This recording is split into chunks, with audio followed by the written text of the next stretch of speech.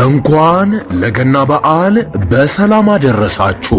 በውጭ ሀገር ለምትኖሩ ትውልደ ኢትዮጵያውያን በሙሉ ታላቅ የኢንቨስትመንት ዕድል ከታላቅ ቅናሽ ጋር ይዘንሎት መጥተናል። በመሃል ከተማ ቤተ መንግስት አቅራቢያ ወዳጅነትና አራዳ ፓርክ ፊት ለፊት ከባለ 1 እስከ ባለ 3 መኝታ አፓርትመንቶችን ከ30% ታላቅ ቅናሽ ጋር አቅርበናል። ባለ 1 መኝታ 5 ሚሊዮን የነበረው በ3.6 ሚሊዮን ብር አጠቃላይ ክፍያ፣ ባለ 2 መኝታ 10 ሚሊዮን የነበረው በ6.9 ሚሊዮን ብር አጠቃላይ ክፍያ፣ ባለ 3 መኝታ 13 ሚሊዮን የነበረው በ9.5 ሚሊዮን ብር አጠቃላይ ክፍያ አቅርበንሎታል። በዚህ የመኖሪያ መንደር ውስጥ መዋኛ ገንዳ፣ ጂምናዚየም፣ ደረጃውን የጠበቁ ሰፋፊ ሊፍቶች፣ ምቹና በቂ የመኪና ማቆሚያ ቦታዎች፣ ዘመናዊ የደረቅ ቆሻሻ ማስወገጃ፣ አውቶማቲክ ጄኔሬተር የተገጠመለት የከርሰ ምድር ውሃና ለተለያዩ አገልግሎት የሚውል ሰገነት በአንድ አካቷል። ለበለጠ መረጃ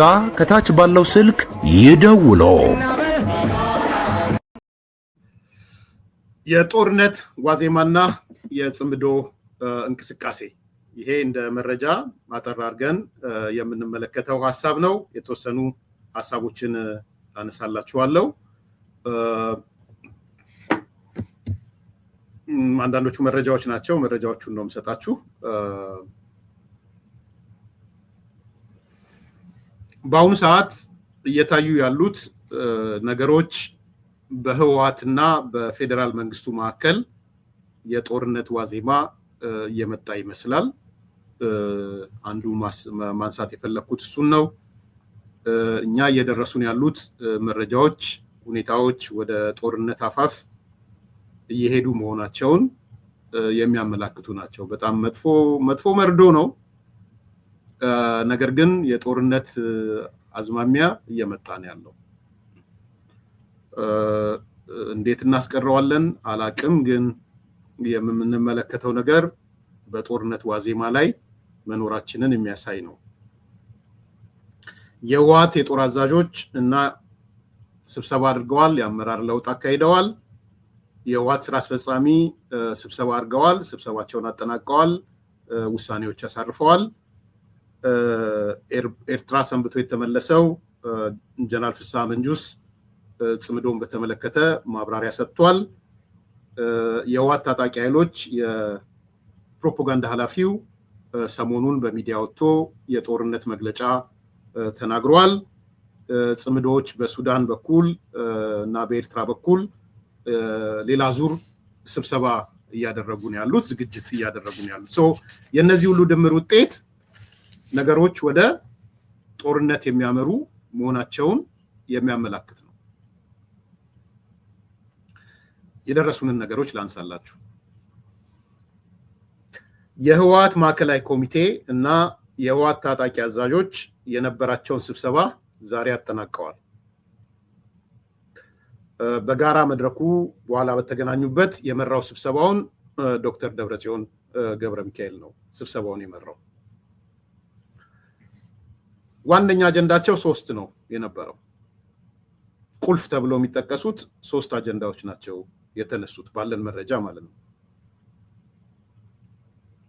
አንደኛ፣ እንዴት አድርገን የተነጠቅነውን ግዛታችንን እናስመልስ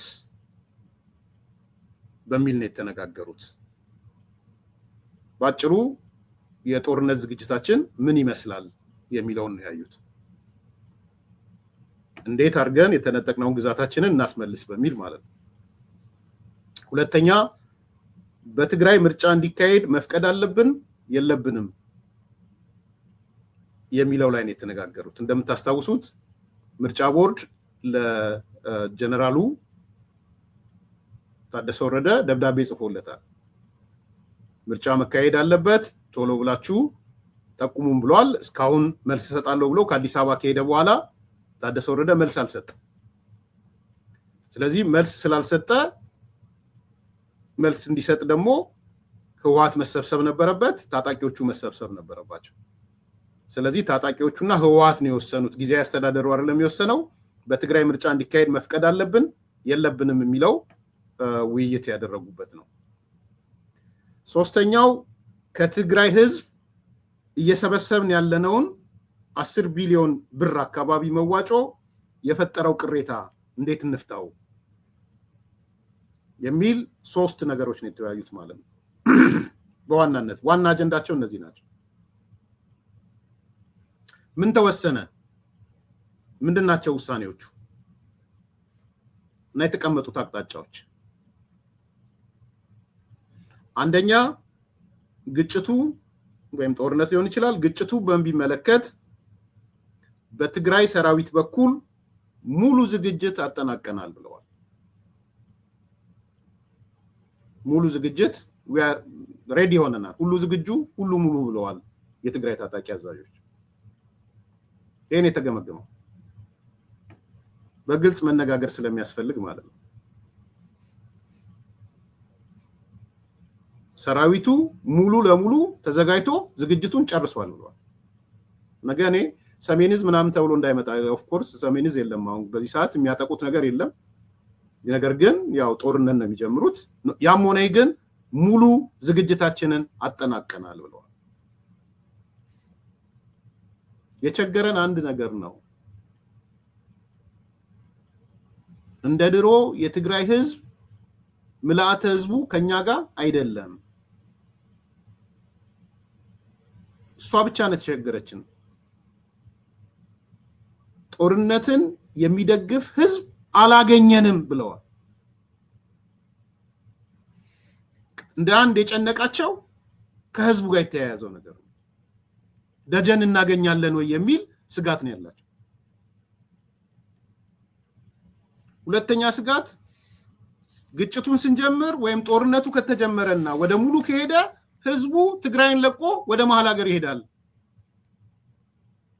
ሁለተኛው ስጋታቸው እሱ ነው። ስለዚህ ሰራዊቱ ዝግጅቱን አጠናቋል። በኋላ ነግራችኋለሁ የሎጂስቲክ ምናምን። ዝግጅቱን አጠናቆ ሲያበቃ ግን የትግራይ ህዝብ ወደ ጦርነት ለመግባት ፍላጎት የለውም። እንደውም ጦርነቱ ቢለኮስ ጥሎን ወደ መሃል ሀገር ይሄዳል የሚል አንደኛው ነው የገመገሙት። ሁለተኛ የግጭቱ አካሄድ እንዴት ያው ጦርነት ግጭት ምናምን ግጭት ነው የሚለው ግን ጦርነት በሚለው ብንወስደው እንችላለን። አካሄዱ በምን መልኩ እናርገው የሚለው ላይ በጥንቃቄ እናድርገው ነው ያሉት። በጥንቃቄ እናድርገው ነው ያሉት። ጥንቃቄ ሲያስቀምጡም በምዕራፍ እንክፈለው ነው ያሉት። በሁለት ምዕራፍ እንክፈለው። አስቀድመን በዚህ ወርና የሚቀጥለው ወር አጋማሽ ድረስ ጸለምት የመግባት እቅድ እናስቀምጥ። እንግዲህ ጠለምት ነው እንደነሱ ጸለምት በሉ። ጠለምትም እኔ እዛ ላይ ችግር እንደሌለብኝ ታውቃላችሁ። እኔ ጀና ተፈራ አይደለሁም፣ ተፈራ ማሙ አይደለሁም። አማርኛ ትግርኛ እንዳምን ይመለበት። የመጀመሪያው ፌዝ ለሚቀጥለው 30 ቀን ጸለምት ላይ የመግባት እቅድ እናስቀምጥ ነው ያሉት። ጸለምት ይቅደም ነው ያሉት። የሚቀጥለው 30 ቀን ትኩረታቸውን በጸለምት ላይ ያደርጉ ማለት ነው።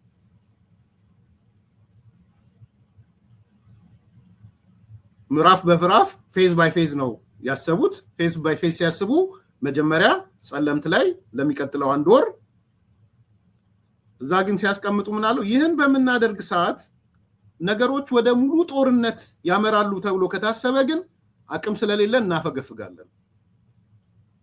የማፈግፈግ ስልትም ተጠቅመን ማስተካከያ እናደርጋለን ብሎ ጸለምትን ይሞክራሉ።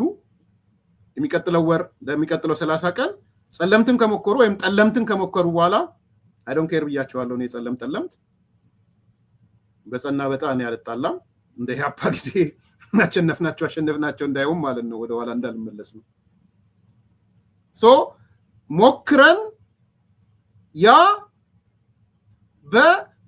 ጠለምት ላይ ያደረግነው ሙከራ ውጤታማ ከሆነ ወደ ሁለተኛው ምዕራፍ ሊሄዱ ማለት ነው። ውጤታማ ካልሆነ ግን ማፈግፈግ ውስጥ እንገባለን። ወደ አጠቃላይ ጦርነት የሚመራ ወደ ሙሉ ጦርነት የሚገባ ከሆነ ማለት ነው። ከዛ በየካቲት አጋማሽ መጋቢት ድረስ ማለት ነው ያ ውጤታማ ከሆነ በየካቲት አጋማሽ ጀምሮ ሙሉ በሙሉ እነሱ ወደ ምዕራብ ትግራይ ወደሚሉት ለመግባት ነው የወሰኑት። ምዕራብ ትግራይ ማለት የአማራው ሳይድ ደግሞ ወልቃይት፣ ሁመራ፣ ጠለምት የሚለው ማለት ነው። ስለዚህ የአንድ ወር እንቅስቃሴያቸው ጠለምት ላይ ይሆናል። የሚቀጥለው ወር ይሄ ውጤታማ ከሆነ የሚቀጥለው ወር ላይ እነሱ ምዕራብ ትግራይ ወዳሉት በዘመቻ መልክ እንገባለን ነው የሚል ነው እቅዳቸው። ይሄ አንደኛው ቁም ነገር ነው። አንደኛው ውሳኔያቸው ነው። ሁለተኛ የግጭቱ አካሄድ ምን ይሁን ነው። አሁን ሶስተኛው ላይ ይገባሉ። ሶስተኛው ኦፕሬሽኑን እነማን ይምሩት የሚል ነው። ኦፕሬሽኑ መምራት ያለባቸው እነማን ናቸው? 2 ኃይሎችና 3 ጀነራሎች መድበዋል። ጀነራል ኮሎኔሎች መድበዋል። ኦፕሬሽኑን የሚመሩ ሊደርሺፑ በኋላ ነግራቸዋለሁ።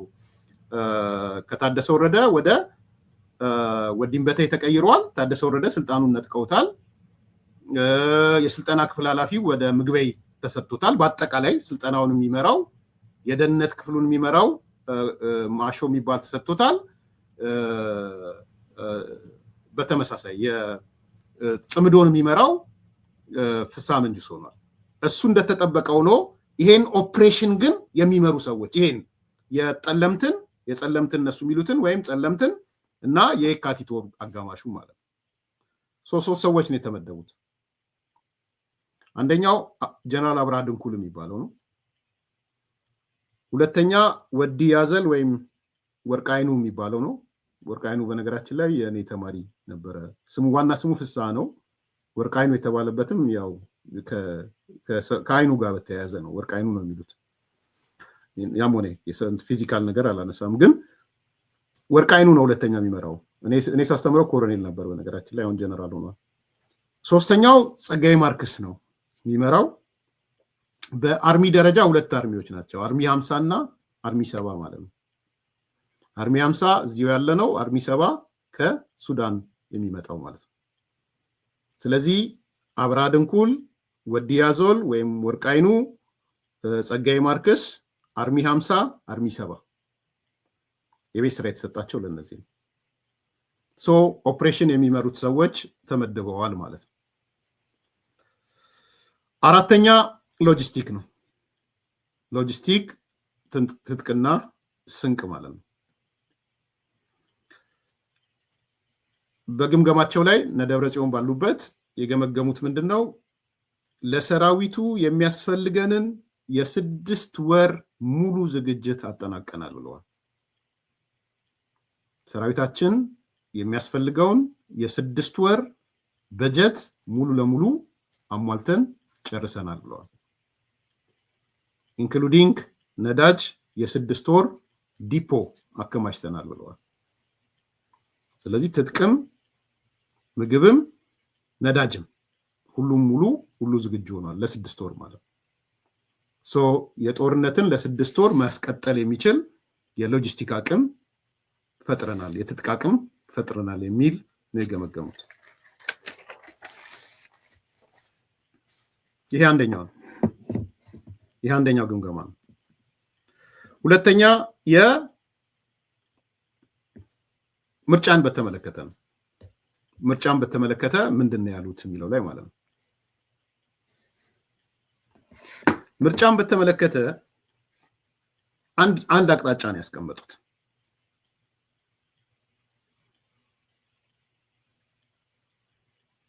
እነሱ የወሰኑትን እየተናገርን ነው፣ ህዝቡ እንዲያውቀው ማለት ነው። ዲስ ጋይስ ወደዚህ እየሄዱ ነው የሚለውን ነገር ከወዲያው አውቆ እንዲዘጋጅ ማለት ነው። በመግለጫ ከገለጹት እሰየው፣ በቀጥታ ግን በዛ መልኩ አይገልጹትም። በኋላ እንመጣለን። ስለዚህ እኛ ያለንን የውስጥ መረጃ ተጠቅመን እነዚህ ሰዎች በዚህ ደረጃ እየተዘጋጁ፣ ስለዚህ መንግስት መስማት ካለበት ይሄንን ሰምቶ በዚህ ልክ ዝግጅት ያድርግ ማለት ነው። ሳሚ ምናልባት በመሃል እንትን ስለገባ ነው። ይሄን እያሰቡ ነው፣ ይሄን እየጠነሰሱ ነው። እንትኑ ማሽኑ እንዲኖራን እያደረገ ያለው። ስለዚህ በዛ ሳይድ ደግሞ ምን እያደረጋችሁ ነው? እኛ በተቻለ መጠን ተንፈራግጠን እንዲህ አይነት መረጃዎች ይዘን እየመጣ ነው። የሚጠቅመውን መንግስት ይውሰድ፣ ወስዶ ይዘጋጅ። በዋናነት ዓላማችን ጦርነት ማስቀረት ነው። ይህን ግልጹ ነው። ጦርነት ማስቀረት ነው። ጦርነት ለማስቀረት ደግሞ አንዱ መዘጋጀት።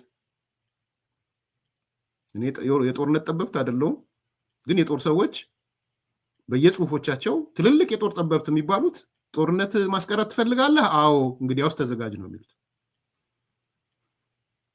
ለጦርነት መዘጋጀት ጦርነትን ያስቀራል። ዳትስ ዋይ እና አሜሪካ ባለፈው አንስተናል፣ በትሪሊየን 1.5 ትሪሊየን የመከላከያ አቅም የገነባችው ደስ ስላላት አይደለም። በሴም ስቶሪ ትላንትና ጠቅላይ ሚኒስትሩ ስለ ኢትዮጵያ አየር ኃይልን ላይ ንግግር ሲያደርጉ አየር ኃይሉ ደስ ስለሚል አይደለም። በተዘዋዋሪም በቀጥታም ይሄ አለን ነው እየተባለ ያለው። አንተ ሚግ 21 ይዘህ ቆሞ ቀሩንሃል። ሚግ 21 ሙዚየም መቀመጥ ያለበት ሚግ 21። እኛ ግን ከሱ 27 ከሱ ምናምን አልፈን እዚህ ደረጃ ደርሰናል። ስለዚህ እቺ የምታረጋትን ትንኮሳ አቁም፣ ይሄ የምታረገውን የውክልና ጦርነት አቁም፣ አለዛ በደረደርከው ምሽግ አይደለም። እሱ ድሮ ቀረ። ምሽግ ለምሽግ መሯሯጥ ድሮ ቀረ። ምሽግ መቆፈር ድሮ ቀረ። ጀነራል ሳሞራ እንደሚለው እነሱ ምሽግ መቆፈር ይችላሉ፣ እኛ ደግሞ ከምሽግ አውጥተን መቅበር እንችላለን የሚለው እሱም ቀራውን። ምሽግ ውስጥ ባለበት ነው የሚቀበረው። የጀነራል ሳሞራም ታሪክ ነው የሆነው። ታሪካዊ ንግግር ነው። በነገራችን ደስ ብሎኛል። ትላንት ጀነራል ሳሞራንም ጀነራል ጻድቃንንም በማየቴ በጣም ደስ ብሎኛል። ሌሎቹም ቢጠሩ ጥሩ ነበር። የቱርክ ያለው ጀነራልም ቢጠራ ጥሩ ነበረ። ኢታማዦር ሹሙ ያረፈው ካልሆነ በስተቀር ሌሎቹም ሁሉም ቢኖሩ አሪፍ ነበር። የደርጉም ቢኖር ኖሮ የደርጉ ቢኖር አይኖር አላውቅም። ያሁኑ አለ። ኦኬ እንትናም አለ ለካ አልምሸድግ ኢታማዦር አልነበረ። ኢኔኒ ኬዝ የጠቅላይ ሚኒስትሩ ንግግርም የአየር ኃይል ትርኢቱ 90 ዓመት ስለሆነ ብቻ አይደለም። በዚህ ደረጃ ተዘጋጅተናል። ስለዚህ መዘጋጀትህን ለማሳየት መረጃ ማግኘት ይጠይቃል። የኔ ስራ እንደ አዲስ ኮምፓስ ጦርነት ማስቀረት ነው ስራዬ። በጣም ግልጽ እንድትሆኑ፣ እኔ ግፋ ብለው ረጉራው ምናምን አልልም። አበበ ተክለ ሃይማኖት አየር ኃይል ነው። አየር ኃይሎቹን ሳይሆን ኢታማዦር ሹሞቹን ነው። በኋላ ነው እንትን ያለኝ። አይ ቲንክ ልክ ነኝ አይደለ? ቱርክ የነበረው ኢታማዦር ነበረ፣ ቺፍ ኦፍ ስታፍ ነበር አይደለ? ያኛው ሰውዬ ሁለት ተብለው ከተባሉት አንደኛው ሳረ ነው፣ በህይወት የለም። ሁለተኛው ግን እሱ መሰለኝ። ቢኖር ጥሩ ነበረ የቱርክ አምባሳደሩ። ኢን ኤኒ ኬዝ እንዴት ነው ጦርነት የምናስቀረው የሚለው ነገር ነው ወሳኝ። አደም ይሄን ደግሞ ለማድረግ ዝግጅትህን በማሳየት ነው። በቂ ዝግጅት እንዳለህ ማሳየት ነው። እነዚህ ሰዎች የሚያደርጉት ዝግጅት በሰጠን ቁጥር ባገኘን ፈልፍለን ባወጣን ቁጥር አሁን ለምሳሌ ሰሜን ዕዝን እንደሚመቱት ቢታወቅ ኖሮ አሁን እኮ አንዱ ፌደራል መንግስትን እኮ ምን መከራከር ያለብን? አሁን አንዱ መከራከሪያ ስቴፕ ባይ ስቴፕ የሚታይ ነገር ነበረ። አሁን በተለይ በጣም ከዚህ ከሰሜን ዕዝን ከሰማው በኋላ ታውቃላችሁ ብዙ ነገሮች ተርኒንግ ፖይንት ናቸው። ግን እያንዳንዱን ዶት ብታስቡት ወደኋላ ፌዴራል መንግስቱ የመደበውን እኮ የሰሜን ዕዝ አዛዥ አንቀበልም ብሎ እኮ አባረውታል። ከ15 ቀን ይሁን ከወር በፊት ታውቃላችሁ። የፌዴራል መንግስት ነው የእዞች አዛዥ የሚመድበው። ቲፒኤልኤፍ ግን ፌዴራል መንግስቱ የመደበውን ጀነራል ሰሜን ዕዝን ከመምታቱ ከወር በፊት ወይ ከ3 ሳምንት በፊት አልቀበልም ብሎ እኮ አባሮታል። የምታውቁትን ነው ለብዙዎቻችሁ የምነግራችሁ። እና ይሄን ስትሰሙ ምን እያደረጉ ነው እነዚህ ሰዎች? የመረጃ ስራችን መከላከያ ጋር ኦፍ ኮርስ የመረጃውን ሴክተር ደግሞ ያዘው ሌላ ሰው ነበር። እነሱ ሰዎች ናቸው የያዙት። በአጋጣሚ የህወሓት ሰዎች ናቸው መረጃውም ላይ ነበሩት። ስለዚህ ፕሮሰሱ ያስታውቅ ነበር። እና እንትና እኮ ገብቷቸው ነበር። እና የጀነራል ዮሐንስ መጽሐፍ ምርጥ መጽሐፍ የምለው መጽሐፍ ነው እንደምታውቁት፣ አዙሪት። እና አዙሪት ይነግረን ነበር እኮ ከዛ በፊት ኢንፎርም አድርጓል አላቅም። ጀነራል ዮሐንስ መቀሌ ደርሶ ሲመጣ ጦርነት እንደሚከፈት እኮ ያውቅ ነበር። ቢኮስ ስብሃት መጥቶ ጦርነት ልጀምር ነው ጀነራሎች ተዘጋጁ እኮ ብሏቸዋል። ያውቅ ነበር ጀነራል ዮሐንስ።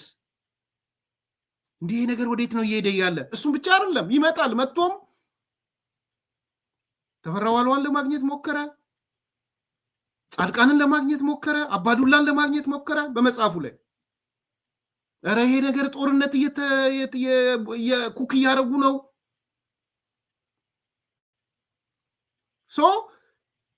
የሚመጣው መረጃ ለጦርነቱን ለማስቀረት የሚጠቅም መሆን አለበት። ስለዚህ እኔ ሂዱ ምቷቸው እንዲያርጓቸው ምናምን ከሚል አይደለም የማቀርበው። በጣም ግልጹን ይሄንን መሰረት አድርጎ መንግስት እንዲዘጋጅ ነው። ብራ መብረቁ መጣብኝ እንዳይል ነው፣ ድንገቴ መጣብኝ እንዳይል ማለት ነው።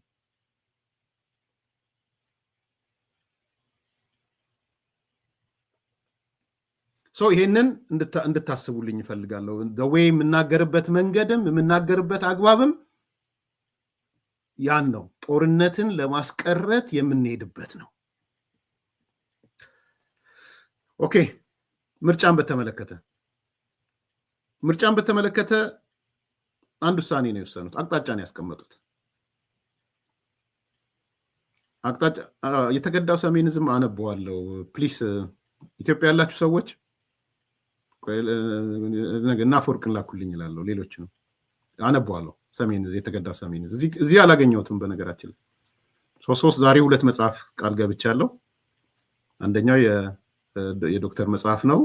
ሁለተኛው የሰሜንዝ የተከዳው ናፈወርቅ እንግዲህ ከሰማ የቤት ስራ አለ። ሌሎችም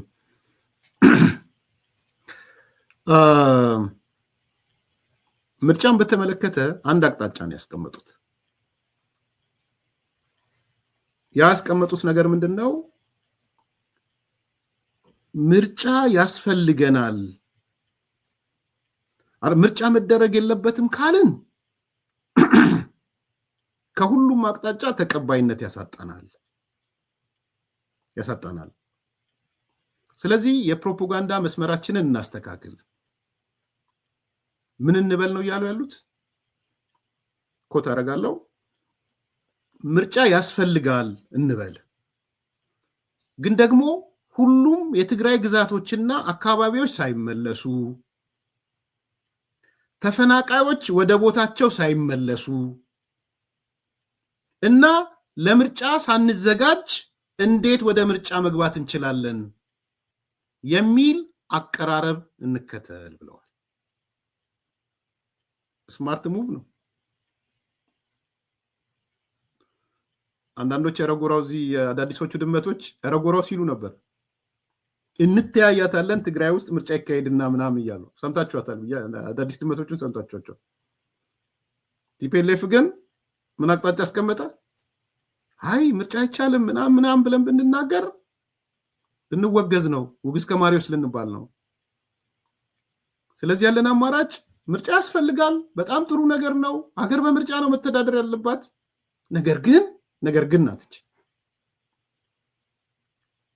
የትግራይ ግዛቶች ባልተመለሱበት፣ ተፈናቃዮች ወደ ቤታቸው ባልተመለሱበት፣ ለምርጫ ራሳችንን ሳናዘጋጅ እንደ ክልል ምርጫ መግባት አንችልም። ይሄ ነው መልሳችን። አዋይ ነው እንደሚባለው ማለት እና ይሄንን ኃላፊነት የሰጡት ለማን ነው? ለጀነራል ታደሰ ወረደ ነው የሰጡት፣ ለጊዜያዊ አስተዳደሩ። ስለዚህ ጊዜያዊ አስተዳደሩ ሰሞኑን የምንጠብቀው ነገር ከጀነራል ታደሰ ወረደ ለምርጫ ቦርድ ተብሎ የሚጻፍ ደብዳቤ እንጠብቃለን። ምን የሚል ደብዳቤ? ይድረስ ለምርጫ ቦርድ ምርጫ የምናካሄድበት ነገር ልካችሁልን ነበረ። በእርግጥም የትግራይ ጊዜያዊ አስተዳደር በትግራይ ውስጥ ምርጫ መካሄድ አለበት ብሎ ያምናል።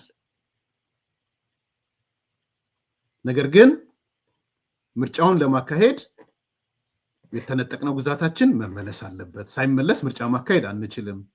ተፈናቃዮች ወደ ቦታቸው ሳይመለሱ ምርጫ ማካሄድ አንችልም።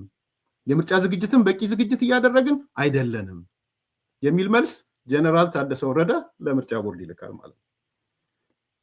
ፌቨን እንግዲህ አላጨበጨብኩም ቆሜ፣ ነገ ከነገ ወዲያ እናያለን። ስለዚህ አላጨበጨብኩም። የማጨበጭበው ነገር እየቀረ ነው መሰለኝ። ይህንን ኃላፊነት ጊዜያዊ አስተዳደሩ ይውሰድ ብሏል። ያ ብቻ ሳይሆን ሌላ አቅጣጫ ያስቀመጡት ምንድን ነው?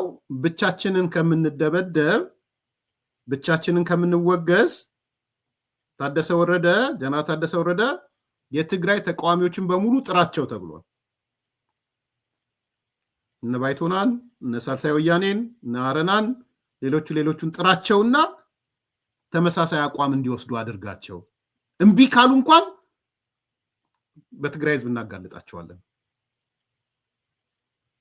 ብለዋል። በጣም ተንኮል ያዘለ ነው። በነገራችን ላይ ምንድነው የሚያደርጉት? ጀነራል ታደሰ ወረደ አረናን ይጠራል፣ ባይቶናን ይጠራል።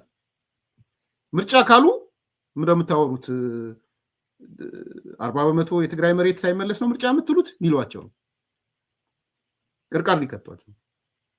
ስለዚህ አቋሙን ምን ሊያደርጉት ነው? የቲፒኤልኤፍ እና የታጣቂው የጊዜ አስተዳደሩ ብቻ ሳይሆን በትግራይ የሚንቀሳቀሱ ተቃዋሚ ፓርቲዎችም አቋም ይሆናል ማለት ነው። ስለዚህ ከነሱ አልፈው ወደ ትግራይ ተቃዋሚዎችም ይሄን አቋም ሊወስዱ ማለት ነው። ወደ አረና፣ ወደ ባይቶና፣ ወደ ሳልሳይ ወያኔ፣ ወደ ምናምን ማለት ነው። ስማርት ሙቭ ነው ይሄም። እኔ ግን እንደ ምክር ሀሳብ ማነሳው ተቃዋሚዎቹ ከጠራቸው ታደሰ ወረደ ይሄዱ። እኔ የአረና ሰው በሆነ እሄዳለሁ። ከሄድኩ በኋላ ግን የሽግግር መንግስት ነው የምጠይቀው። ፐርሰናሊ ፌዴራል መንግስቱ ይቀበለዋል አይቀበለው ምናምን አላውቅም፣ ግን መቀጠል የለበትም ጊዜ ያስተዳድሩ።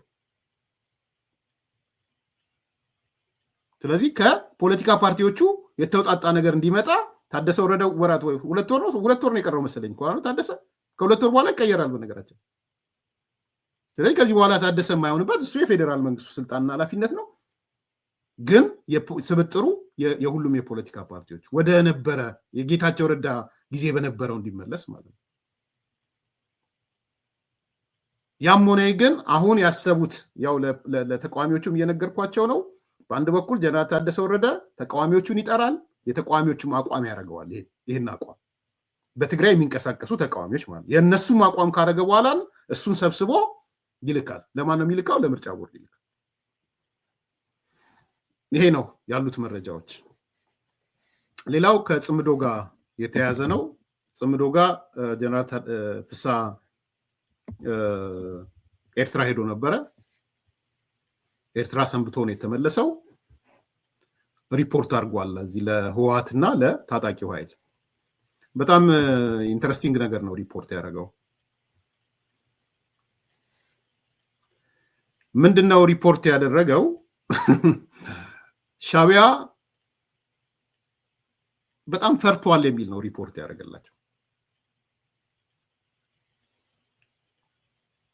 ፌዴራል መንግስት የኢትዮጵያ መንግስት ሊወጋኝ ነው የሚል ከፍተኛ ፍራቻ ሻዕቢያ ውስጥ አለ። አንዱ ግምገማ ያቀረበላቸው ለታጣቂው ኃይል ጀነራል ታደሰ ወረደ ፍስሐ መንጁስ ከኤርትራ ከተመለሰ በኋላ የነገራቸው ነገር እሱ ነው። ሻዕቢያ ተንቦቁቋል ነው ያላቸው። ይሄ ደግሞ ብለሲንግ ነው ያላቸው። በመጥፎ ሁኔታ የመጣ መልካም እድል ነው። ስለዚህ ምንድን ያላቸው? ከዚህ በኋላ ሻዕቢያ በእኛ ተርምና በእኛ ኮንዲሽን ነው የሚሄደው። ዘሞር በፈራ ቁጥር ጥገኝነቱ በእኛ ላይ እየመጣ ነው። ስለዚህ ከሻቢያ አቅጣጫ ይልቅ የኛ አቅጣጫ ተግባራዊ ይሆናል ነው ያላቸው ጀነራል ታደሰ ወረደ።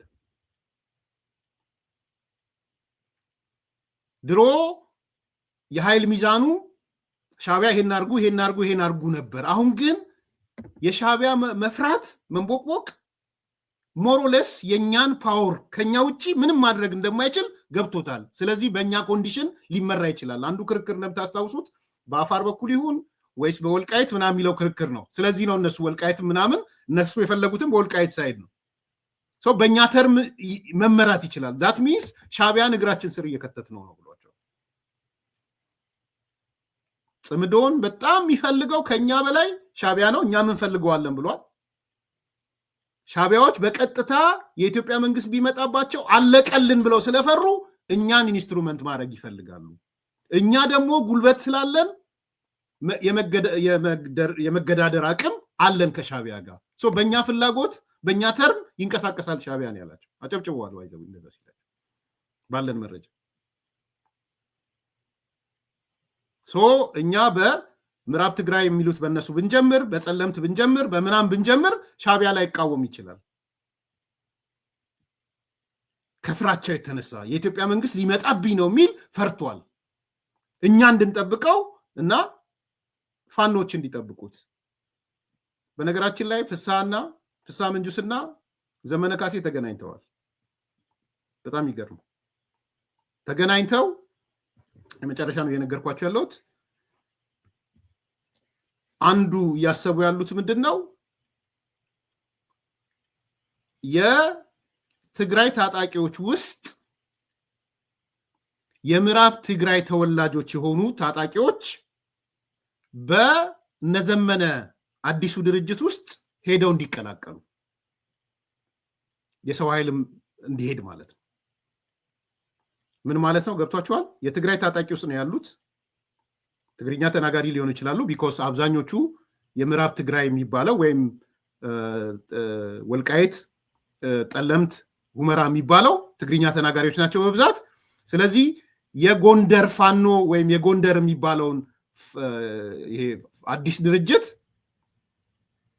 ይሰጧቸዋል። በቁጥር አልተመኑም፣ ግን የሰው ኃይል አሁን ጎንደር ላይ የጎንደር የሚባለው ወይም የጎንደር ነዋሪው ሳይሆን ከቲፒኤልኤፍ የሚመጡ ታጣቂዎች የጎንደር የነዘመነ ጎንደር ውስጥ የወልቃይት ተወላጆች ይገባሉ ማለት ነው። አንዱ እሱ ነው። ሁለተኛ የራያ ግንባር ነው። በራያ ግንባርም የነ ማነው ምሬ ወዳጆ ግንባር የራያ ተወላጅ የሆኑ ትግራይ ታጣቂ ውስጥ ያሉ የተወሰኑት ምሬ ወዳጆ ጋር መጥተው ይገባሉ። ስለዚህ የነዘመነ ቡድን የሰው ኃይል ከማን ይሰጠዋል? ከህወሓት ታጣቂ ኃይሎች ይሰጠዋል። የወልቃይት ነዋሪዎቹ ወደ ወልቃይት ይገባሉ እዚህ የነዘመነ ቡድን ውስጥ፣ የራያ ተወላጆቹ ወደ ራያ ይገባሉ። ስንት ነው ቁጥሩ አላወኩም። አሁን ገና እየሰሩ ነው ቁጥሩን ስንት ያስፈልጋል የሚለው 5,000 ነው 10,000 ነው 20,000 ነው አላወቅም። ሶ ይሄ የነዘመነ አቅም ይገነባል ማለት ነው። አቅሙ የሚገነባው በማን ነው?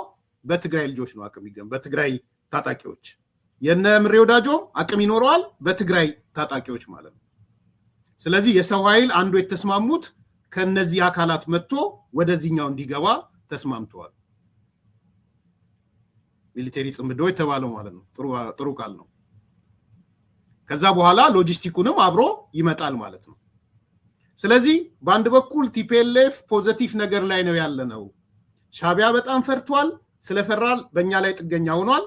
እኛ ደግሞ ወደ ወልቃይት ለመሄድ ወደ ራያ ለመሄድ በዋናነት ወደ ወልቃይት ለመሄድ ለአማራ ኃይሎቹ ለነዘመነ የሰው ኃይል እንሰጣቸዋለን፣ መሳሪያ እንሰጣቸዋለን። ስለዚህ ስማቸው የአማራ ፋኖ ምናምን ንቅናቄ ነው፣ በተግባር ግን የትግራይ ኃይሎች ናቸው። ቢኮስ ጎንደር ላይ እየፈረሰ ነው። በነገራችን ጎንደር ላይ ሙሉ ለሙሉ ፈርሷል። እነ ፕሮፌሰር አስራደ ምናምን የሚባል በጣም ጥቂት ነው የቀሩት እና ይሄ ለሻቢያ ያሉት ልጆች ነው የቀሩት። ስለዚህ እነሱስ መጥተው ይገባሉ ማለት ነው። ይሄ ሲሪየስሊ ሊታይ ይገባል። ነን ኦፍ ዩር ቢዝነስ ስለሆነ ነው የማወራው። ወንድሜ አናደደ ኢትስ ማይ ቢዝነስ ፕራዮሪቲ ቢዝነስ ነው። የቅድሚያ የምሰጠው ነገር ነው። በተንኮላችሁም አትቀጥሉ። እንዳትቀጥሉ አድርገን ነው የሰራን ያለው። እያረጋችሁ ያላችሁት ቀጠናውን ለማተራመስ ሀገሪቷን ለማተራመስ የምትሰሩት ስራ እንዳሰሩ ነው። ቆመን እንትን ይሆናል ጋሬጣ ይሆንባችሁ። እያንዳንዱ መረጃ ቀን ከሌሊት ያመጣን የምናነሳው እንደ ድሮ እንዳትሆኑ ነው። ይሄን ያለው ይሄን ተመልክቶ ፌደራል መንግስቱ ምን ይዘጋጃል የምናየው ይሆናል። ላይክ አድርጉ፣ ሰብስክራይብ አድርጉ፣ ሼር አድርጉ። መልካም ቀን። አሜሪካን ሀገር ያላችሁ በዚህ በስኖ አካባቢ ያላችሁ ሰዎች አሁንም ደግሜ ጥንቃቄ አድርጉ ማለት ፈልጋለሁ። ቤታችሁ ቆዩ። የተለያየ መገዛት ያለባቸው ማቴሪያሎች ካሉ አይ ቲንክ ወዲሁ ገዝታችኋል ያምናለሁ። ግን ጥንቃቄ አድርጉ። ዝርዝር ነገሮች የምታውቁት ስለሆነ መግባት አልፈልግም። በእኛ በኩል ግን እስካሁን ይሄው እንደምታዩት መብራትም አልጠፋም፣ ስኖም እየወረደ ነው። ይሄን ያለው መልካም ቀን። እንኳን ለገና በዓል በሰላም አደረሳችሁ። በውጭ ሀገር ለምትኖሩ ትውልደ ኢትዮጵያውያን በሙሉ ታላቅ የኢንቨስትመንት ዕድል ከታላቅ ቅናሽ ጋር ይዘንሎት መጥተናል። በመሃል ከተማ ቤተ መንግስት አቅራቢያ ወዳጅነትና አራዳ ፓርክ ፊት ለፊት ከባለ 1 እስከ ባለ 3 መኝታ አፓርትመንቶችን ከ30% ታላቅ ቅናሽ ጋር አቅርበናል። ባለ 1 መኝታ 5 ሚሊዮን የነበረው በ3.6 ሚሊዮን ብር አጠቃላይ ክፍያ፣ ባለ 2 መኝታ 10 ሚሊዮን የነበረው በ6.9 ሚሊዮን ብር አጠቃላይ ክፍያ፣ ባለ 3 መኝታ 13 ሚሊዮን የነበረው በ9.5 ሚሊዮን ብር አጠቃላይ ክፍያ አቅርበንሎታል። በዚህ የመኖሪያ መንደር ውስጥ መዋኛ ገንዳ፣ ጂምናዚየም፣ ደረጃውን የጠበቁ ሰፋፊ ሊፍቶች፣ ምቹና በቂ የመኪና ማቆሚያ ቦታዎች፣ ዘመናዊ የደረቅ ቆሻሻ ማስወገጃ፣ አውቶማቲክ ጄኔሬተር የተገጠመለት የከርሰ ምድር ውሃና ለተለያዩ አገልግሎት የሚውል ሰገነት በአንድ አካቷል። ለበለጠ መረጃ ከታች ባለው ስልክ ይደውሉ።